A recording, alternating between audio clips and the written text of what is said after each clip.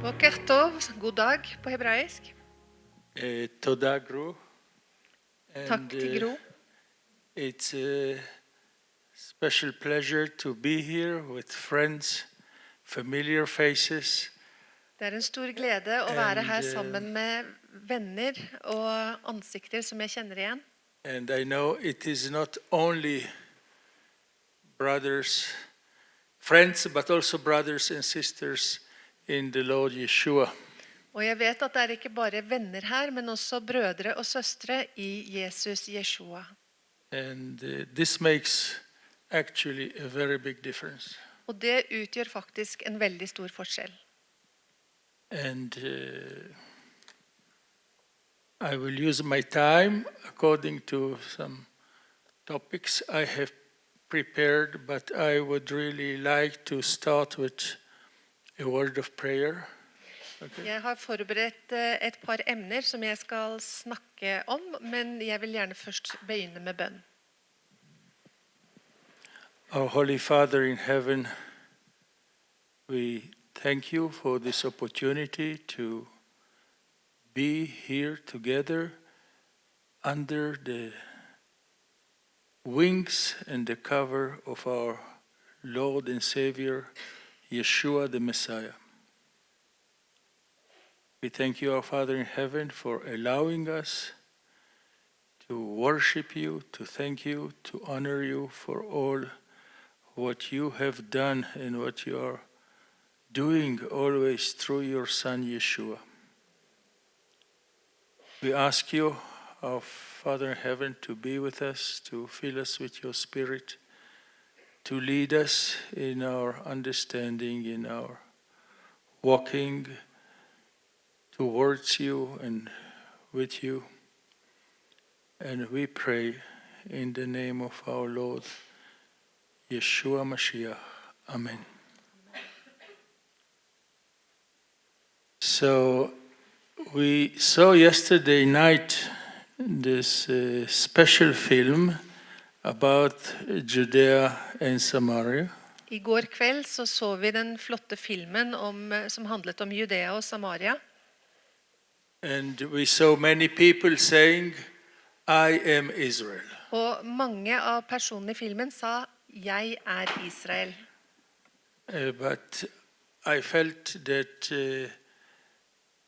also people who are believers and disciples of the Lord Yeshua, they also say, I am Israel. Men jeg føler at alle de som Jesu disipler også kan være med å si, jeg Israel.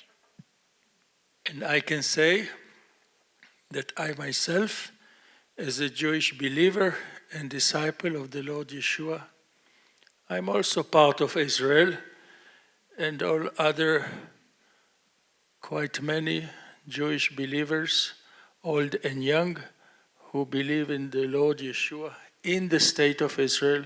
They are part and parcel and member of the Jewish state of Israel. Og jeg som troende jøde på Messias og mange andre Jesus-troende jøder som bor i landet Israel kan også si, jeg Israel. Jeg en del av Israel. The phenomenon of Israel, the state of Israel, the existence of a modern Jewish state after 2000 years of exile. Eksistensen av staten Israel etter 2000 års eksil is a big miracle. Det et stort mirakel. It is no doubt the finger and the action of the Lord Yeshua, and I understand and I would like to put the Lord Yeshua in the very center of all these developments. Dette underet, det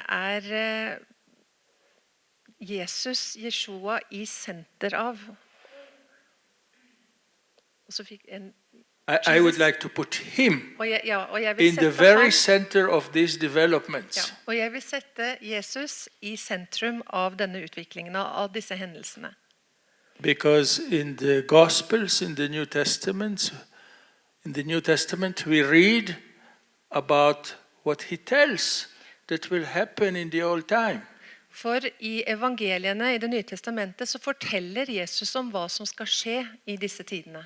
I just cannot separate him from what is happening in the Jewish history, in the world history, and in the developments in the last 100 years in the land of Israel. Jeg kan rett og slett ikke skille Jesus fra alt det som har skjedd i Israel og rundt i verden de siste 100 årene.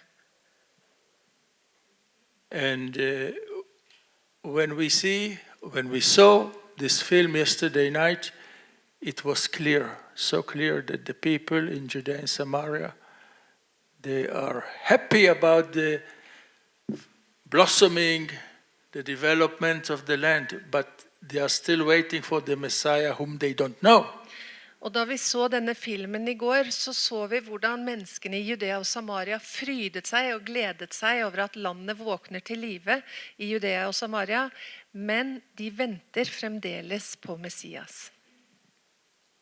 They are happy, they enjoy, and I myself am also happy to see the land populated, developed, settled with Jewish people, with many children. Og de fryder seg, og det gjør jeg også, over å se hvordan landet blir fylt opp, og det blir dyrket og befolket på ny. But without having the key to understand the developments, and the key is the Lord Yeshua, it is not possible to understand what is happening now and what is going to happen soon. Men hvis vi ikke har nøkkelen som Jesus, Jeshua, så det umulig å forstå hva som foregår nå, og hva som kommer til å foregå i tiden fremover.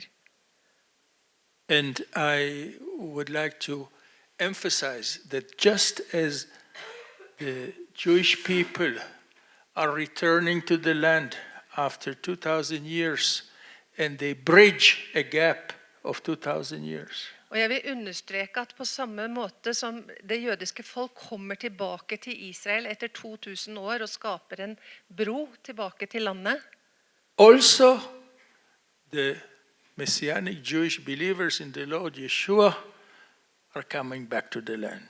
Så kommer også de jødiske troende på Jeshua tilbake til landet. And their presence, our presence in the land after 2,000 years is part of this revival. Og vårt nærvær i landet etter disse 2000 år også en del av denne vekkelsen. But this is not simple and this is not easy. Men dette ikke enkelt i det hele tatt. Because many of the Orthodox Jews who really genuinely, authentically, with their whole heart believe in the Messiah, they don't like the Jewish believers in the Messiah Yeshua. For mange av de ortodokse jødene som med hele sitt hjerte tror på Bibelen, de liker ikke oss Jesus-troende jøder. Just to let you know that historically, one way that rabbinical Judaism was and still is treating Jewish believers in Yeshua is killing them by silence. Ja, et eksempel man kan se dette på at de rabbinske jødene dreper de messianske jødene med sin stillhet. Killing them by silence, I mean ignore them, don't relay them, they don't exist. Og ved å si dreper dem med stillhet, så betyr det overse dem og late som de ikke finnes.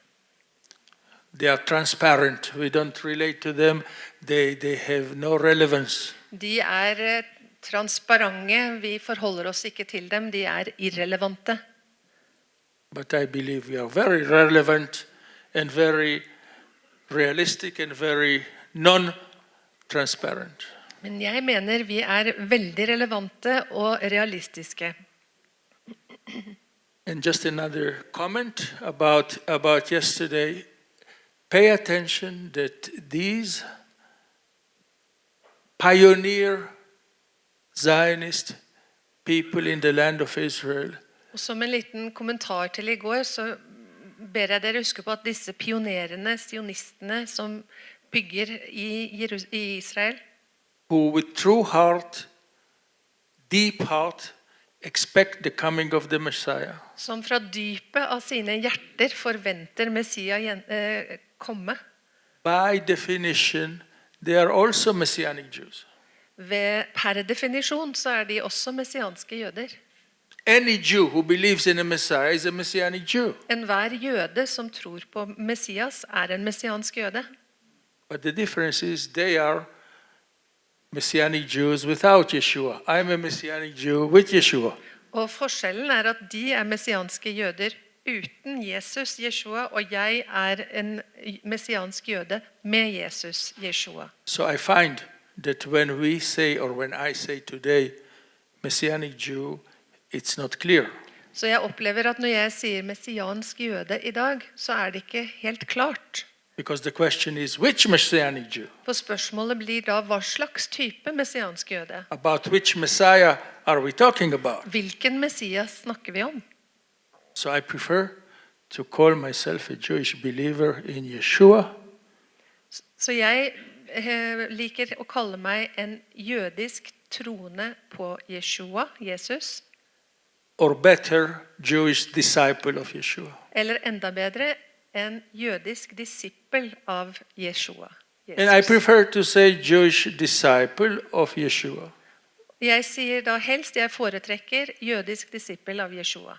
Because I find in the New Testament, in the whole New Testament, more than 200 verses where it is written disciple, disciples. For jeg finner i Det nye testamentet over 200 steder hvor det referert til disipler, disipler. And really this is what I feel, and this is what I want, to be a follower, a disciple of the Lord Yeshua. Og dette det jeg føler, og dette det jeg ønsker, og det å være en etterfølger av Yeshua. So this was a kind of an introduction. Så dette var en slags introduksjon. What I wanted to talk in my first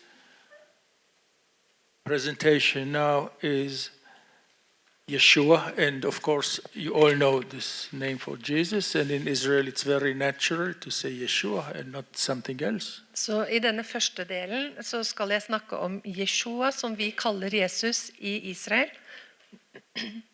Yeshua, the Son of God,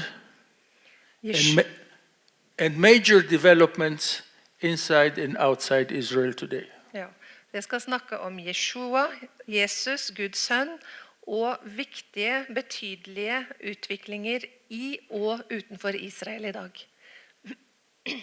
And in the short time we have now, what I'm trying to do is to connect some events, some developments together. Så i den tiden vi har nå, så skal jeg prøve å samle forskjellige hendelser. According to the prophecy we find, of course, in Old and New Testament, but my starting point is from the New Testament. Ja, og dette i henhold til det gamle og det nye testamentet, men mitt startpunkt vil være i det nye testamentet. I will present to you my understanding from the watchtower where I stay in Jerusalem, near Jerusalem. Jeg skal forklare den utviklingen jeg ser fra mitt tårn utenfor Jerusalem, vakttårnet mitt utenfor Jerusalem. And what I'm sharing with you, it's not something dogmatic or totalitarian, but my personal view. Og det jeg skal dele med dere, det ikke noe dogmatisk eller totalitært, men det mitt personlige ståsted. Synspunkt. I would like to start with the Gospel of John, chapter 1, 49. Jeg skal begynne med Johannes, kapittel 1 og vers 49.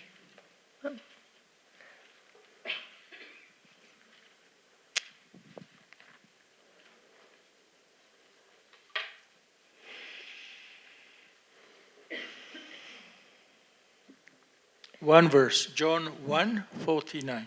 Et vers, Johannes 1 og 49. Da sa Nathanael, Rabbi, du er Guds sønn, du er Israels konge. Israel's konge. Amen. You are the Messiah. Du er Messias. You are the Son of God. Du er Guds sønn. Nathanael, who had another name, who remembers what was his second name? Og Nathanael hadde et annet navn. Er det noen som husker hva det navnet var? The same Nathanael had another name. Denne samme Nathanael hadde et annet navn. What was that? Hva var det? Bartholomew. Bartolomeus. It's the same person, Det er samme person. having two names. He came from Cana in the Galilee. Han kom fra Kana i Galilea. And the Lord Yeshua said beautiful things about him. Og Herren Jesus sa vakre ting om ham. And Nathanael or Bartholomew immediately recognized.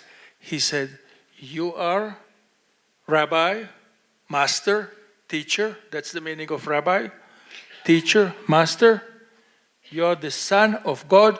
You are the King of Israel. Jesus sa flotte ting til ham, og med en gang umiddelbart så reagerte Nathanael eller Bartomeus med å si at du er rabbi, du er Guds sønn, du er Israels konge.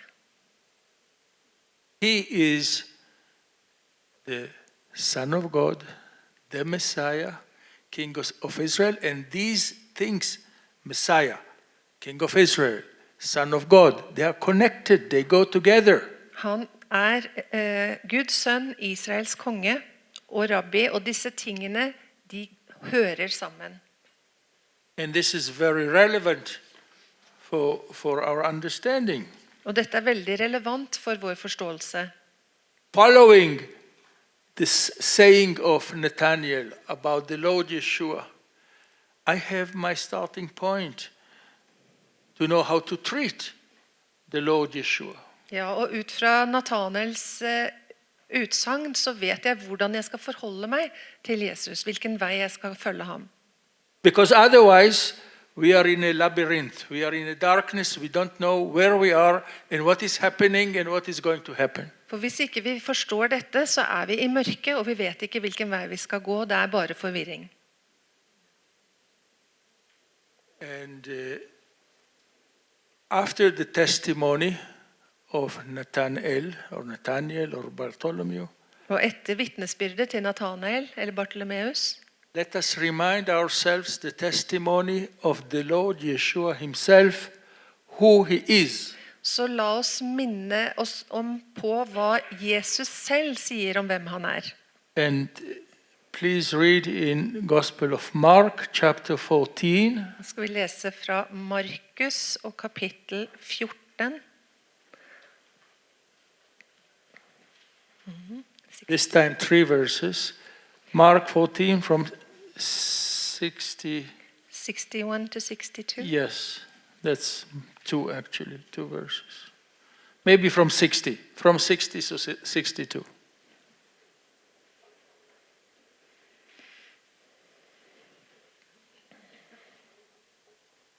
Ja, da leser jeg fra Markus 14, 60 til 62. Da reiste øverstepresten seg, steg frem og spurte Jesus, «Har ikke du noe å si til det de anklager deg for?» Men han tidde og svarte ikke et ord. Igjen spurte øverstepresten, «Er du Messias, sønn av den velsignede?» Og Jesus svarte, «Jeg er det, og dere skal se menneskesønnen sitte ved kraftens høyre hånd og komme med himmelens skyer.» 2,000 years ago, the Jewish people, the Jewish leadership was asking the question, who is the Messiah? Så for 2000 år siden så stilte det jødiske lederskapet spørsmålet, hvem er Messias? Already 2,000 years ago, the Jewish people were expecting the coming of the Messiah. Så allerede for 2000 år siden så ventet det jødiske folket på Messias. But the question was to identify him. Men spørsmålet var, hvordan skulle de identifisere ham? And just before the crucifixion, Og rett før korsfestelsen, the high priest, and the Jewish high priest, and the Sanhedrin, the council of the Jewish elders, så var ypperstepresten og Sanhedrin, som var eldsterådet av de jødiske lederne, asked the Lord directly, "Tell us, are you the Son of the Blessed One? We want to know." så de stilte spørsmålet til Jesus, du den velsignede sønn? Dette vil vi vite. And when the high priest insisted, "Tell us," the Lord said only 2 words. Og da ypperstepresten insisterte, fortell oss dette, så svarte Herren, I am. jeg er. I am. Jeg er. No doubt who the Messiah is. Det er ingen tvil om hvem Messias er. And then he said one more sentence. Og så sa han en setning til. And I would like to talk about this sentence. Og jeg vil gjerne snakke om denne setningen. Can you read after that? About the And I will- Son of Man. You will see the Son of Yes. Man. Og dere skal se menneskesønnen sitte ved kraftens høyre hånd og komme med himmelens skyer. Just before the crucifixion, Rett før korsfestelsen. he said, you will see the Son of Man. That's how he referred to himself in a very humble way. You see, the Son of God called himself the Son of Man to humble himself very much. Så Jesus kalte seg selv, dere skal se menneskesønnen komme. Han kalte ikke seg selv Guds sønn, men han satte seg selv lavt, ydmyket seg selv ved å si menneskesønnen. Why did he call himself the Son of Man? In order to humble himself so much. Så hvorfor kalte han seg selv menneskesønnen gjennom å ydmyke seg på denne måten? Because this humbleness, this meekness, this suffering, this torture of the Messiah was part of the atonement. Fordi denne ydmykelsen og smerten og alt det vonde Messias skulle gå igjennom var en del av forløsningen.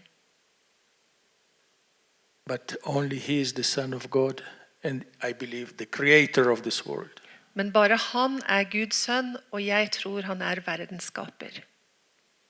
If I will say this to the Orthodox Jewish people, they will not say that I'm only crazy and out of my mind. Hvis jeg sier dette her til de ortodokse jødene i Israel, så vil de ikke si bare at jeg er helt gal.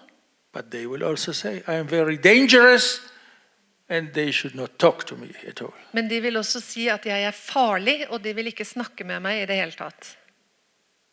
But then the Lord says, Men and you will see the Son of Man sitting at the right hand of the power of the Father and coming with the clouds of heaven.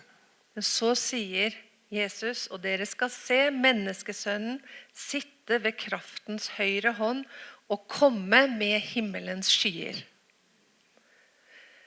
Just before the crucifixion, he says, you will see. Who will see? Og rett før korsfestelsen sier han dette, men hvem skal se dette? Who will see? Hvem skal få se det? Those who live in that time when he will come. He already speaks about his return. He's coming back in the clouds of heaven. Han snakker om sin gjenkomst allerede her, når han skal komme tilbake i skyen. So we must, as his disciples and followers, to see very well what's happening. Så som hans disipler og etterfølgere, så er det viktig at vi ser hva som skjer. And to expect him coming At vi følger med og forventer at han skal komme. with the clouds of heaven. Med himmelens skyer. We have an indication he will not come from the sea. He will not come from the eastern countries like China or India. He will come from above, from heaven. Ja, vi vet han vil ikke komme fra havet, han vil ikke komme fra Kina eller fra India, han vil komme fra himmelen. To where will he come? Og hvor skal han komme til? In which situation he will come? I hva slags situasjon vil han komme? 2000 years have already passed. Nå har det allerede gått 2000 år. And I would like to read another passage which is connected, and to connect this also to this Jeg skal lese saying. et stykke til som binder dette sammen med det forrige And this is verset. in the Gospel of Matthew 24. Og det står skrevet i Matteus 24. 29 to 31. 29 to 31, yes. Matteus 24, vers 29 til 31. Hører dere meg greit? Ja. Så snart denne trengselstiden er over, skal solen bli formørket og månen miste sitt lys. Stjernene skal falle ned fra himmelen, og himmelens krefter skal rokkes. Da skal menneskesønnens tegn vise seg på himmelen. Da skal alle folkeslag på jorden bryte ut i klagerop, og de skal se menneskesønnen komme på himmelens skyer med stor makt og herlighet. Når basunen lyder, skal han sende ut sine engler, og de skal samle hans utvalgte fra de 4 verdenshjørner, fra den ene enden av himmelen til den andre. Sometime before the crucifixion, En stund før korsfestelsen, sometime before the judgment in front of the high priest and the Sanhedrin, en stund før hans dom foran Sanhedrin og lederskapet, the Lord Yeshua was teaching his disciples så underviste Herren Jesus sine disipler about cosmic,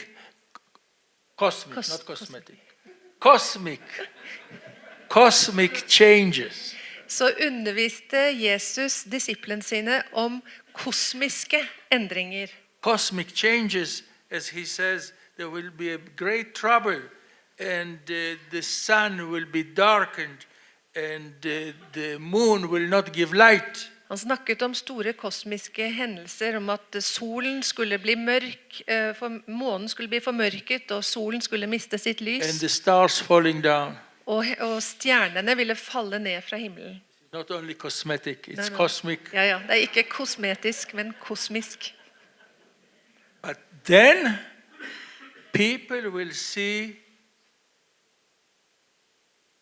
the Son of Man in the heaven and mourn all the people and see the Son of Man again, see with their own eyes, coming with the clouds of heaven with power and glory. Og da skal menneskene se med sine egne øyne Jesus, menneskesønnen, komme på himmelens skyer med stor makt og herlighet.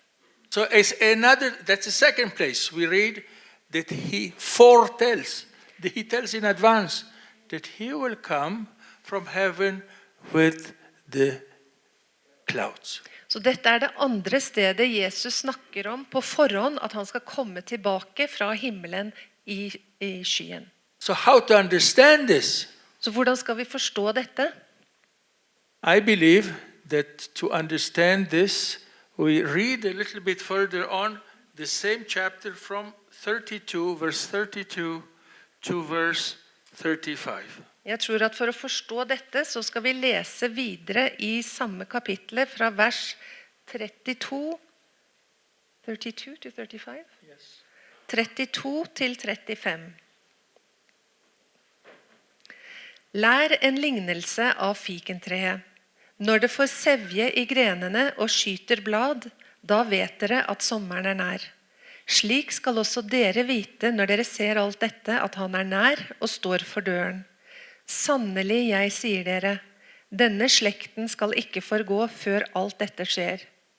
Himmel og jord skal forgå, men mine ord skal aldri forgå. Not 36. Until 35. Okay. In this passage, the Lord himself gives a commandment. I disse skriftstedene så gir Herren en befaling. Learn from the parable of the fig tree. Lær av fikentreet.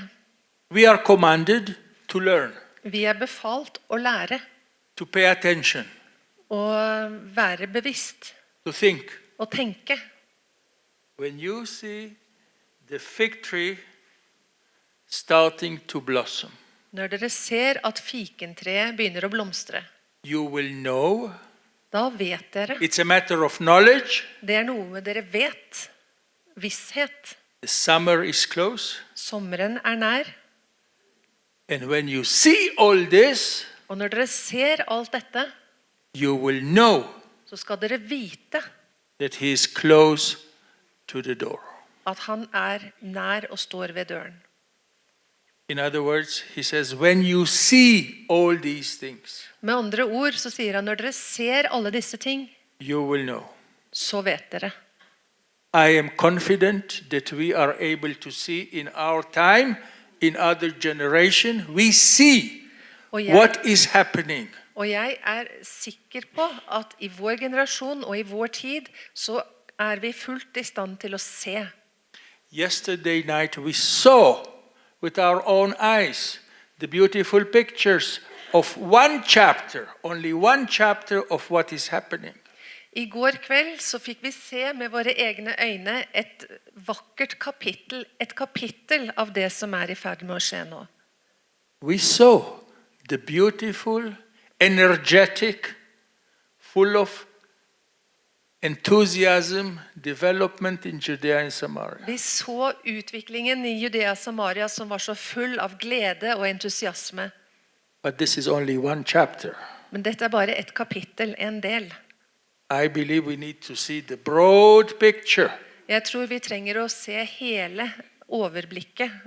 because there are many chapters in what we see. For det mange kapitler i den situasjonen vi kan se i dag. There are many pictures. Mange forskjellige bilder. Now, I believe that the fig tree represents Israel, the revival of Israel, the restoration of Israel, and you can say the renaissance of Israel after 2000 years. Jeg tror at fikentreet, det Israels renessanse, Rebirth. blomstring og nyfødsel etter 2000 år. I just give a short note that if you question, how do you know that the fig tree represents Israel? Og jeg vil bare si, hvis dere spør meg, hvordan vet dere at fikentreet representerer Israel? I don't want to read it, but I give you the reference. Så skal jeg gi dere en referanse. It's in Jeremiah 24. Det står skrevet i Jeremia 24. Jeremia 24, Jeremiah 24, 1-4. i vers 1-4. There, the prophet Jeremiah talks about the fig representing Israel. Der snakker profeten Jeremia om fikentreet som representerer Israel. So I have a key how to understand who is the fig tree blossoming. Så derfor har jeg en nøkkel for å forstå hvem fikentreet som blomstrer.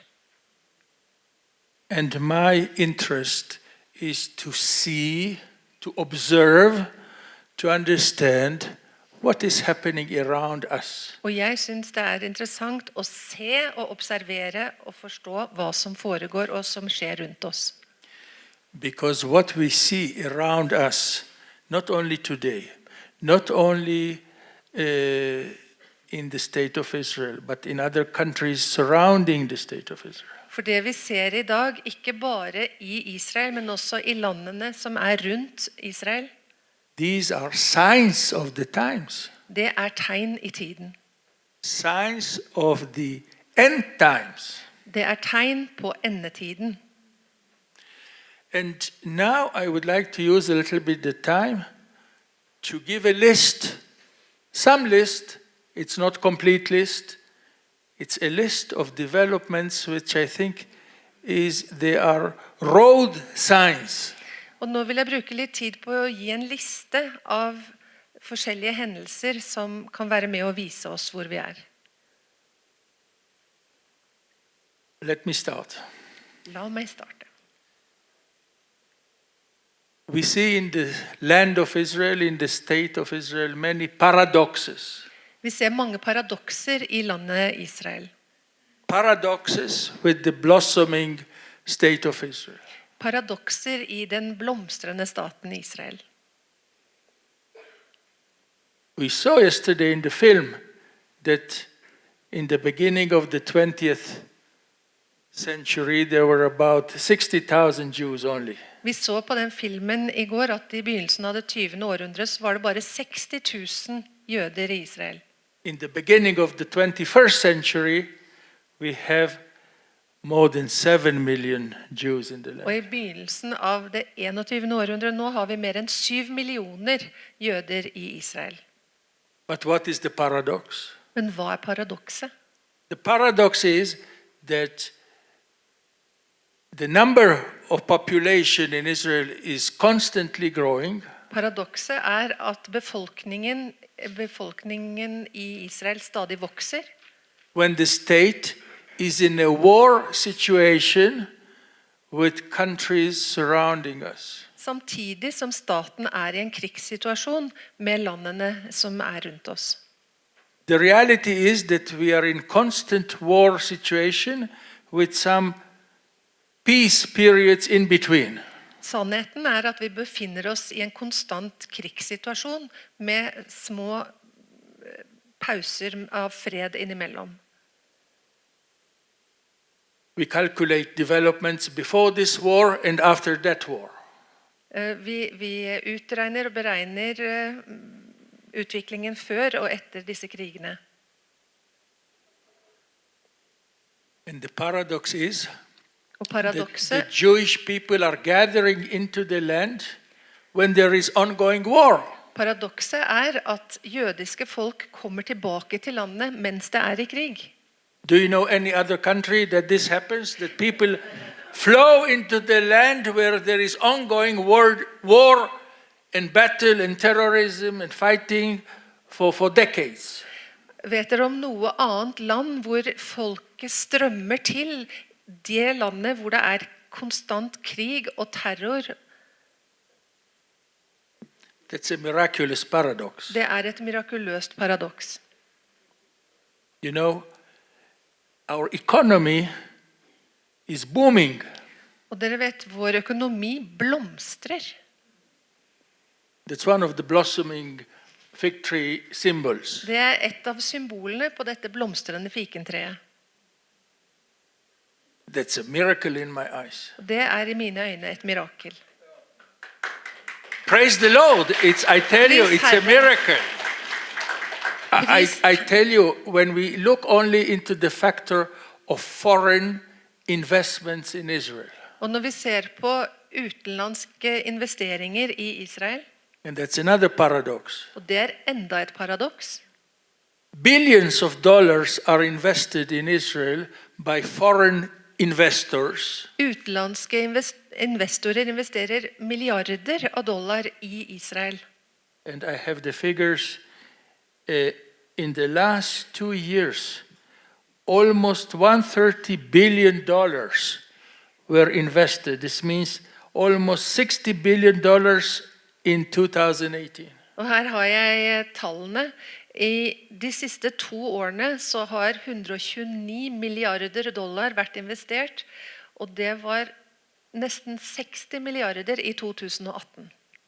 Investors willing to invest billions of dollars in a country which is threatened by thousands of rockets and missiles. Investorer som villige til å investere milliarder i et land som stadig blir angrepet av tusenvis av raketter. And you know, in this month, May 2019, Og bare i denne måneden, mai 2019, today is what, 27? 28. I dag vi 28. 3 weeks ago only, Bare for 3 uker siden we have been in war with Gaza. så var vi i krig med Gaza.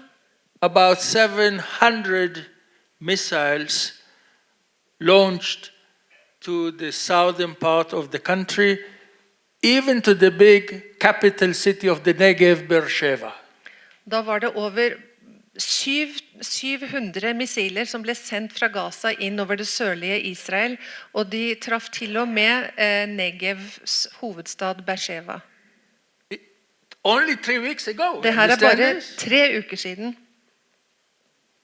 But people come, Men folk kommer, investments come, investeringer skjer fortsatt, and the country is targeted not only from the south, from Gaza, og landet blir angrepet ikke bare fra syd, fra Gaza, but the country is targeted also from the north by Hezbollah, men landet blir også angrepet fra nord, fra Hezbollah, and from the east by Iran. og fra øst, av Iran. And this blossoming, this booming continues. Og allikevel så fortsetter denne blomstringen. So another side of this paradox is that in Tel Aviv, for example, which is for sure targeted by all these north, east, south Muslim countries, Shiite Muslims. Og et annet paradoks at i Tel Aviv, som jo blir angrepet av alle disse forskjellige som jeg har nevnt, og sjiitene og muslimene, You see non-stop building houses, building roads, building bridges, building trains. This infrastructure building is amazing. det en helt utrolig utbygging av infrastruktur midt oppi alt dette med toger og husbygning og så videre. This I call a miraculous paradox. Og dette kaller jeg et mirakuløst paradoks. That the country is blossoming. The fig tree is blossoming, and I see it. I can see the fig tree blossoming. Landet blomstrer, fikentreet blomstrer, og det kan jeg se med mine øyne. I always ask myself, how would your country blossom, Norway? How would Norway blossom when it would be targeted by thousands, tens of thousands of missiles from Finland, from Sweden, from Denmark? Jeg prøver å se for meg hvordan ville Norge blomstre hvis vi ble angrepet av Finland og Sverige og Danmark med tusenvis av raketter.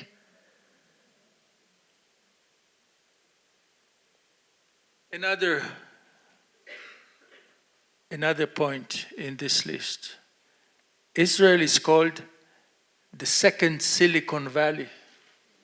Et annet punkt på min liste at Israel blir kalt for verdens nummer 2 Silicon Valley. Because of the many startup project of technology, of computer technology, of nanotechnology. For det så veldig mange nye firmaer med teknologi, nanoteknologi, som blir startet opp. And the country is blossoming with this, in spite of all what I have said. Og dette skjer på tross av alt dette som vi har nevnt. And this same country, which is targeted by tens of thousands of missiles and is under daily threats. Og dette landet som får titusenvis av raketter mot seg, får også daglige Threatening. Trusler. Takk. Millions of tourists come. Så kommer det allikevel millioner av turister. Last year we had more than 4 million tourists coming to a country which is targeted by rockets and missiles and threats. I fjor hadde vi 4 millioner turister som kom til et land som stadig blir skutt på og truet. Miraculous paradox. Det er også et mirakuløst paradoks. Another sign of the time, which for me shows the blossoming of the fig tree. Et annet tegn I tiden som viser meg fikentreets blomstring. In a special timing in history, the Lord of history, the Lord Yeshua, brings to the stage of history a new American president, Donald Trump. Så I denne tiden I historien så bringer historiens Gud, Jesus, Trump på scenen, på den internasjonale scenen. I know very well how much Trump is loved in Europe. Jeg vet veldig godt hvor høyt Trump er elsket I Europa.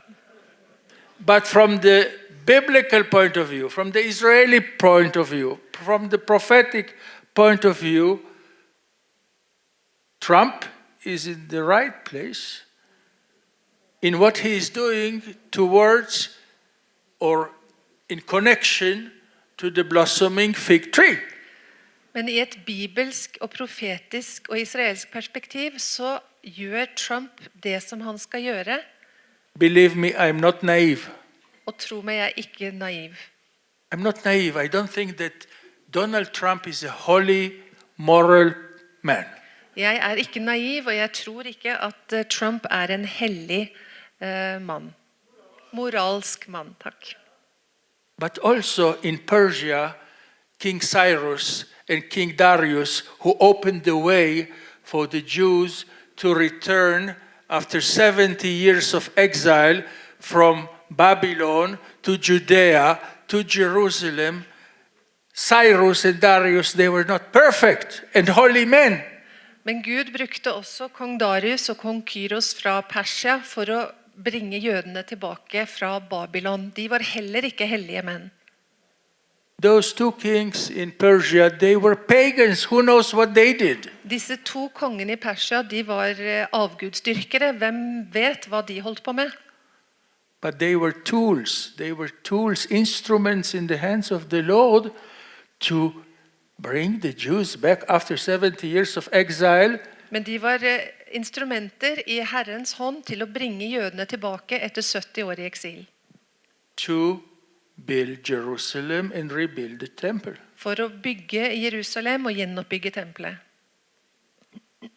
So I'm not talking about the personality of Donald Trump. Så jeg snakker ikke om Donald Trumps personlighet. I'm talking about what he is doing in connection to Israel, Jerusalem and the prophecy.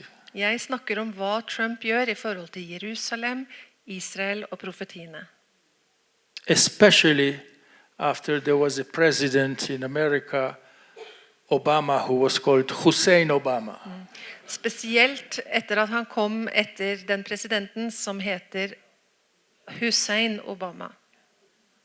And you know, the issue of moving the American embassy from Tel Aviv to Jerusalem. Og det å flytte den amerikanske ambassaden fra Tel Aviv til Jerusalem, That's a big step det var et stort skritt.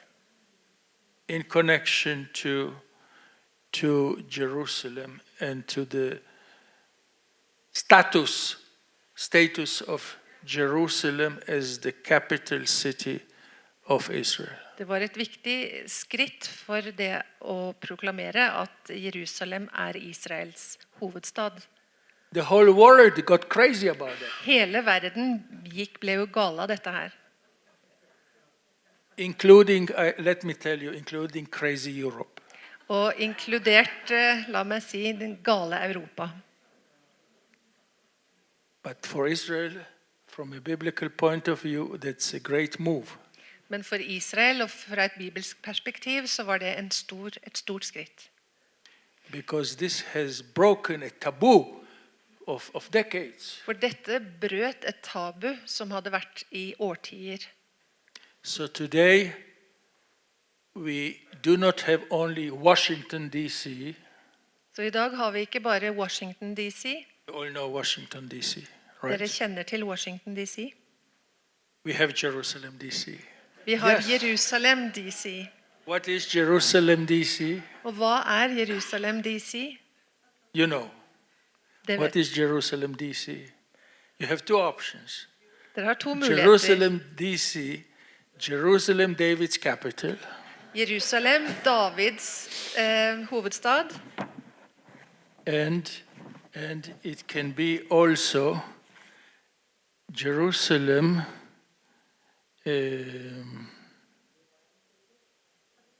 You can have it. Okay. You can invent new, but we have our Jerusalem D.C. Yes, Ja, the himmels Jerusalem D.C. guddommelig by. By the way, you know, today Jerusalem is 1,200 times bigger than the city of David 3,000 years ago. Og vet dere at i dag så er byen Jerusalem 1,200 100 times bigger than the small city of David, where I'm sure many of you visited. I dag er Jerusalem 1200 ganger større enn Davids by var for 3000 år siden. Another point about Trump. Et annet poeng med Trump. It's actually not only Trump, it's the entire Republican administration with Mike Pence as the vice president. Og det gjelder ikke bare Trump, men hele den republikanske administrasjonen med Mike Pence. And of course, the evangelical Christians who are behind all this. Og selvfølgelig de evangeliske kristne som står bak dette.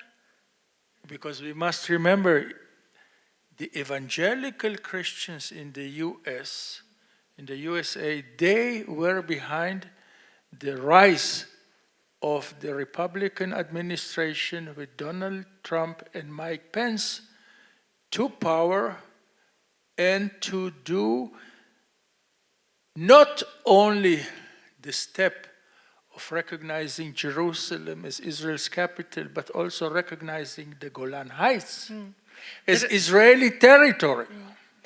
For det er viktig å vite at de evangeliske kristne sto bak det å få innsatt Trump og den regjeringen som har anerkjent Jerusalem, og også anerkjent Golanhøyden som israelsk territorie. I tell you, I'm old enough to remember when the Syrians were shooting from the top of the Golan Heights on the Kinneret, on Tiberias, on the western shore Jeg er gammel nok til å of fortelle the dere Sea at of jeg har Galilee. sett hvordan syrerne sto oppe på Golan og skjøt ned mot Genesaretsjøen, mot Tiberias og området der nede. Before 1967, before June 67. Før juni i 1967. So the Golan is a very strategic place for Israel. Så Golanhøyden er et veldig strategisk sted, område for staten Israel. Many who have been there, who have gone to Mount Bental, who have seen, they understand how important the Golan is. Mange som har vært der oppe og vært på Bental, de forstår hvor strategisk dette stedet er. And here comes this president and gives a signature that he recognizes it. Og her kommer det en president som gir sin signatur og underskrift på at dette er Israels land. I'm not going into details about, but this even on the declaration level is something great. Og jeg skal ikke gå i detaljer på dette, men selv som en deklarasjon så er dette et veldig viktig steg. The Golan, which is the biblical Bashan. Golan, som er det bibelske Basan. There was Jewish presence. You know, when you visit today in the Golan, you see the remains of many synagogues of the Second Temple period. Når man er og besøker Golan, så kan man se mange rester av synagoger fra det andre tempelets tid. So that's a great move for Israel. Så det var et viktig skritt for Israel. You know that now our government with Netanyahu decided to build Trump City in the Golan. Og nå har Really, Netanyahu I'm serious. bestemt at han skal bygge en by. But I'm serious. Netanyahu har bestemt at det skal bygges en by på Golan som skal kalles Trump City. Maybe some of you will call it Trumpville. Kanskje noen av dere vil kalle det for Trumpville. But whatever, Trump City, Trumpville, Trump Town. Men uansett om det blir Trump City, Trumpville eller Trump Town, it is something in the Golan. It contribute to the development of the Golan, to the investments, to the population of the place and so on. så vil denne byen bidra til utviklingen av Golan og området der oppe. Another point. Et punkt til. Trump is also very instrumental in the intensive development in Judea and Samaria. Trump er også veldig viktig når det gjelder den intensive utviklingen i Judea og Samaria. You know, in the former administration in the US, the administration of President Hussein Obama, Ja, den tidligere administrasjonen i USA, Hussein Obamas administrasjon, criticized every plan to build a new neighborhood in Judea and Samaria. de kritiserte enhver plan om å bygge et nytt nabolag i Judea og Samaria. Publicly denounced. De gikk ut offentlig mot dette. And immediately the EU went after him. Og med en gang så fulgte EU etter. But now Israel has free hands. Men nå har Israel frie hender.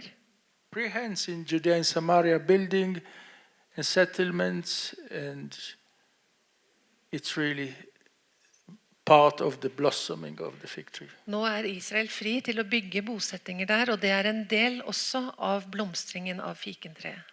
We have about 150 settlements in Judea and Samaria, Vi har with omtrent, about 500,000, approximately, people in Judea and Samaria. vi har 150 bosettinger i Judea og Samaria med omtrent how many people you said? About 500,000. Omtrent 500,000 mennesker som bor på disse bosettingene. And the real point is that from a legal perspective, the Americans do not call anymore these territories occupied territories. Og når det gjelder det juridiske, så kaller ikke amerikanerne lenger disse områdene for okkuperte områder. That's a big thing, because they always referred to occupied this and occupied that. Today they don't call it the same. Og det er en stor sak, fordi at før så henviste de alltid til okkuperte ditt og okkuperte datt, men det gjør de ikke lenger nå. Another point. The treatment of the US administration with regard to the refugees. The big lie about the refugees, that there are millions of refugees, when in this numbering are included many dead refugees. Og et annet poeng er den nye administrasjonens holdning til disse millionene av flyktningene som hevder at de har rett til å komme tilbake. This administration is changing the whole attitude, the whole status of the refugees. Denne administrasjonen har en helt annen holdning til dette flyktningeproblemet enn det tidligere hadde. So-called the Palestinian refugees. Disse såkalte palestinske flyktningene. What is called the UNRWA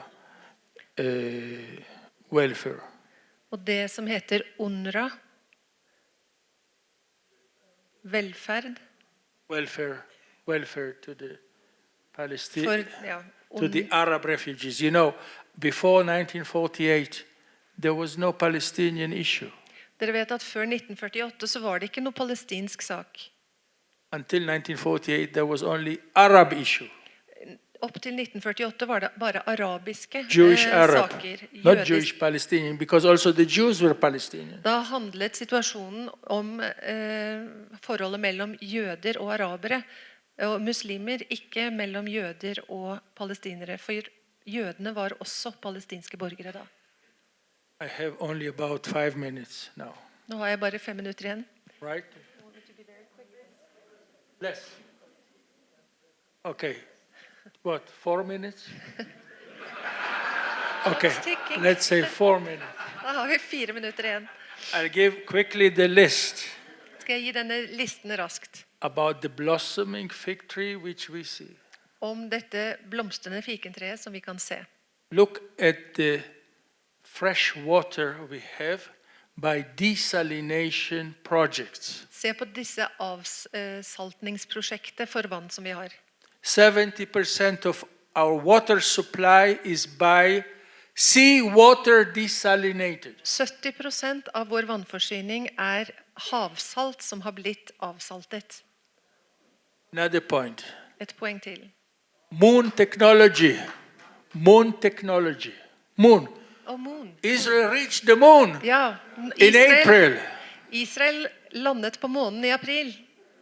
The spacecraft crashed, but it reached the Yeah. area. Skip, The point is about the technology. ja, vi krasjet der oppe på månen, men poenget er at vi har teknologi til å komme på månen. That's blossoming of the fig tree. Det er også en del av blomstringen av fikentreet. Another sign of the blossoming fig tree. Et tegn til.